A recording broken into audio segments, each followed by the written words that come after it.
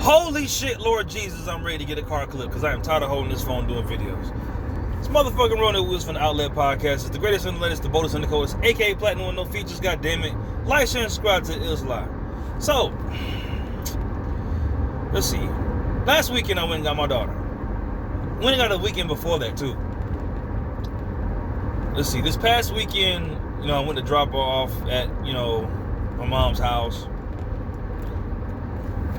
Excuse me, didn't mean to burp. Rude. Dropped off at her mom's house. I get out there. It's a bunch of drama going on. And I mean just ratchet shit. And I just, a couple of thoughts crossed my mind. I was like, damn, these motherfuckers are always in some shit. Two, these motherfuckers clearly don't care about housing authority. And three, bullshit, negative energy attracts negative energy.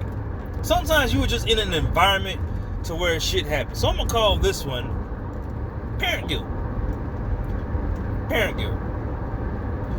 Now, and I'm gonna tell you why I call it parent guilt. I call it parent guilt because, the past couple of times I went and got my daughter, after every, the things I've been through this summer, it's like the last time I saw her before that was Memorial Day, which is like, no, it was before Memorial Day. It was my birthday. Before my birthday, it might have been, I think, the 19th, 18th of this year. Of May 27th, of May the 9th, yeah. The 18th of May, goddammit, shit. Yeah.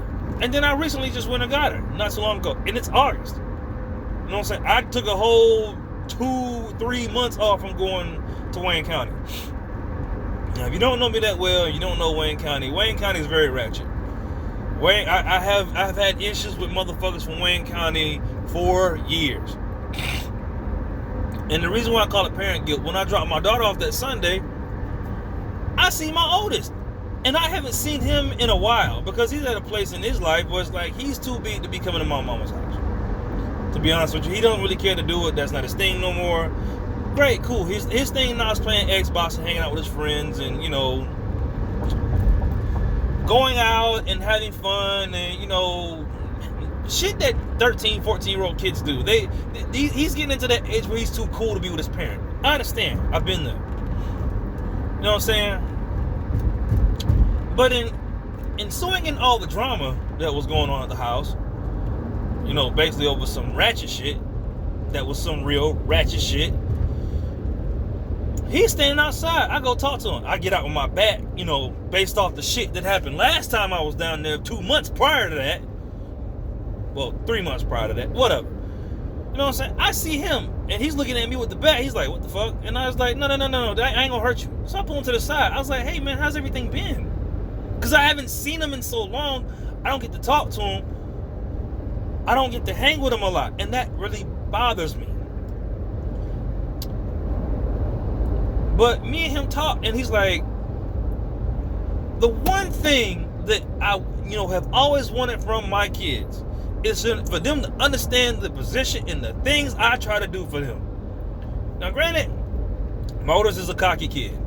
I believe he gets that from his biological dad. His biological dad is cocky than a motherfucker. But I mean, me and him have never had words, so I don't have anything bad to say. You know what I'm saying? And I think I'm eating my mustache. Anyway, I'm finna get a goddamn haircut.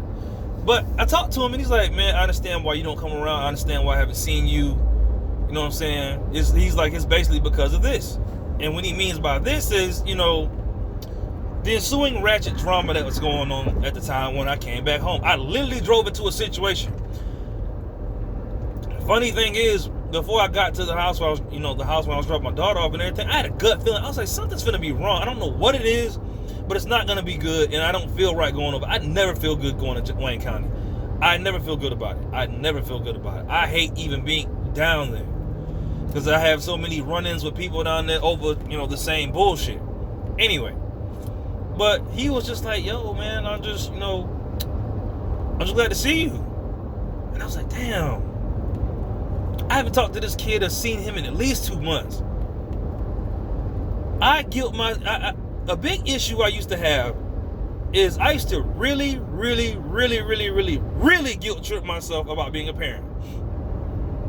Because my dad wasn't there for me like that. I mean, he was there, he tried, but he was on the road, traveling, making his money, doing his thing, and Me and my mom were always close, but me and my dad weren't always on good terms. Me and my dad were never on the greatest of terms when it came to, you know, just things me and him were going through. And I didn't want to do that to my kids. I used to feel so bad about it. I was like, damn, man, I don't want to be that parent that's not there for his kids. I really don't want to be that guy that's not there for his kids. And it used to always make me feel bad when I didn't call him, I didn't talk to him, or I didn't entertain. And it caused me, honestly, to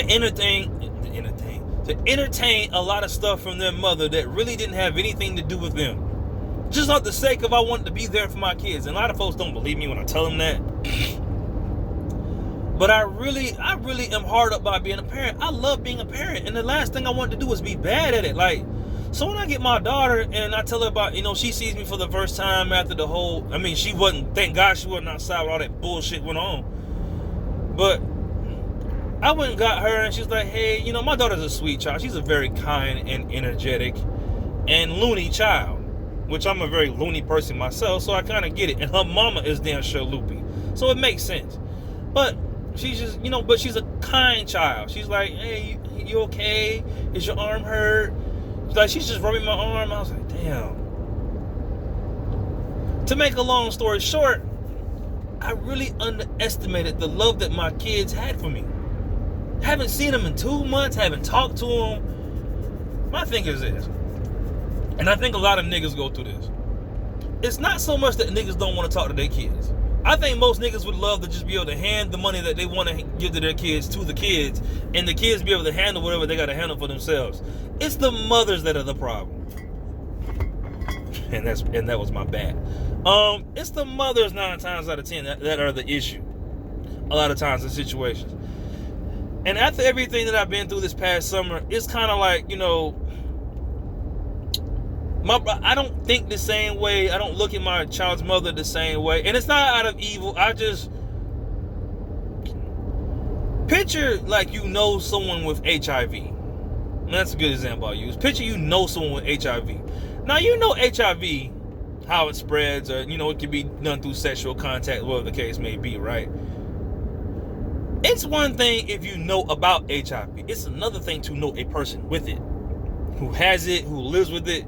It's kind of like you thinking that you can get HIV from just being around this person a little too long. Like, some folks are very uneducated about, you know, sex diseases and shit. But what I'm saying in the long and the short of it is, like, I'm not saying I look at my baby mama like she got HIV, because she don't. That's not what I'm saying. What I'm saying is you become really cautious and really iffy about being around a person any kind of way. Like, once something gets done to you and it really affects you making money and how you manage or maintain, whatever the case may be, you maneuver very differently around those people. I don't go nowhere without that bat. I thought about buying a Glock, but I got a bat, and to be honest with you, if having a Glock feels anything like having a bat, I don't think like I need one. Because I went and, you know, me and my mom went and got a washer and dryer from the house or whatever the case may be, right? So I was like, well, I don't know these people that's out here, so I grabbed my bat. And my mom said, you gonna walk up to the front door with this lady house with a bat? I was like, I don't know this woman. But that's just where my head is at right now. I was like, and when she said it, I was like, you know what, I might be bugging out. She's like, that lady ain't did shit to you. It's kind of like I used to get on my homeboy for always pulling out his gun. I was like, bro, it's not that serious. Stop pulling out your gun. But when you get shot at or something happens, you're going to wish the motherfucker had did it. And I'm getting all off topic here. But I used to really, really guilt trip myself about being a parent. And my guilt for being a parent is what drove me to do a lot of things. But now, you know, after this summer, I'm over it. Because like, now I realize, I was like, yeah, them kids are going to love me regardless. Like, it's so crazy, like, when I think about it, because I be hearing about dudes that don't fuck with their kids. And you'll be surprised, like, niggas be entertaining their baby mamas and the bullshit they be on and whatever the case may be, y'all arguing. Man, listen, what I found out, not even recently, but what I found out in my experience with dealing with kids, they don't give a fuck about half that shit. You buying your kids motherfucking Jordans, your kid want the motherfucking light up Batman shoes. You throwing all this money at your kid want to spend time with you. Most kids don't really want a lot. from their parent, at least when they're small. Because my oldest, he has expensive taste. But he's a kid. He's a kid. Like he's a kid. He's a kid. He's a fucking kid. I mean, I want him to enjoy his childhood. I hate the environment that he's being raised in personally. And I wish there was more I could do about it. But what I'm saying is, like, seeing him and having him, the instant that I figured out that he understood where I was coming from, I was like, man, fuck this shit. Like, why am I entertaining this motherfucker all the goddamn time? Listen, I got my child's mother on call block, and I have to have it that way. I have nothing bad to say about this woman, and I know y'all getting tired of hearing me talk about this goddamn person. I do. It's just a reference point that I have to use in order to make these videos. But I put this person on call block for a reason. Why? Because when you and a woman are not together and y'all share children with one another, if it ain't about the kids, 9 times out of 10, or you dealing with a person that's just manipulative or trying to make shit seem like what I think happens to niggas a lot, me personally, is like, oh, I need something for the kids. I need something for the kids. Can you help me out with the kids? Can you do this for the kids? Like, I need this for the kids. Can you give me this for the kids? Like, sweetheart, I'm telling you as a guy, half this shit these women kick about and scream about and get mad about and cuss you out about, and oh my God, the kid's about to die, they're hungry. That shit ain't real. That shit is not real. It does not exist. That is a fabricated situation that woman has made up. And I'm telling you, this is a point that took me a very long time to realize. Half this shit that these girls and women that have your kids by you niggas are talking about is fabricated. It's one thing if a woman calls you 2 or 3 times, once or twice a week about your son, or here and there, you know what I'm saying? Or things to talk to you about, you know, about your child. I get that woman needs to hit you up. It's another thing when this motherfucker blowing your phone up 6 days out the goddamn week, needing shit. I'm about to die. Listen, be real. It's not that hard to get a job. It's not that hard to maintain yourself. It's just most women, a lot of girls that you niggas have kids by in Southeast Georgia specifically, they are the type of women that like to leech off men. They don't want to work. They're not trying to make no real money. Let me tell you something about working. And I'm just going to tangent here for a second. Working and making your own money is hard work. It's hard. There's nothing easy about it. It is hard. It is bullshit. It is straight bullshit. Jobs in Southeast Georgia, for one, don't want to pay you. 2, want to work the shit out you. And 3, want to give you 50 cents a year for a raise and think that's supposed to be compensating you by getting on with the company. Women don't want to go through that. They'd rather just meet a nigga that's a dope boy and get the money from him. It's easier. So what I'm saying is, you being the good nigga that's trying to do right by your kids, even if the situation don't exist, a woman will make it exist to get the money out of you. This is a lesson that took me a lot to learn. Is that to say every situation is a bad situation that don't exist? No. But what I'm saying is, as a man, if you don't deal through child support, you have to pick and choose which things to entertain and which not to entertain.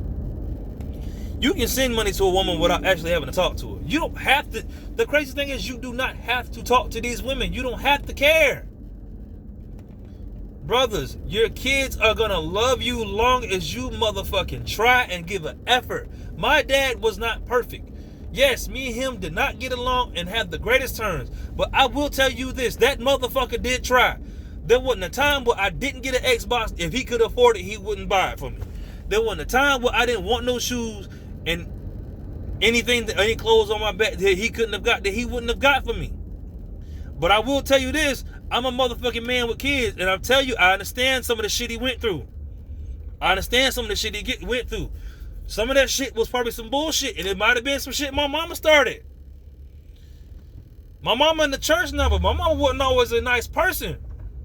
Well, she was a nice person. She was kind of crazy back when she was younger.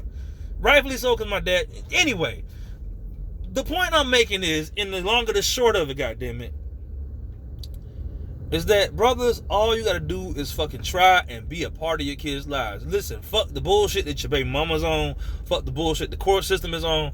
Just try to, stay in some type of communication with your kids. Just do the best that you can, and I promise you them kids will understand it. Ain't no lie a woman can tell on you bad enough that your kids will not love you. And I'm talking about my dad was a complete asshole when I was a kid. A whole asshole. I still love him for the asshole that he is. So if I can love a motherfucker like that, you niggas is already above the bar. This has been Roll No Wins from the Outlet Podcast, and god damn it, I'm trying to get through Atlanta. Have a nice day.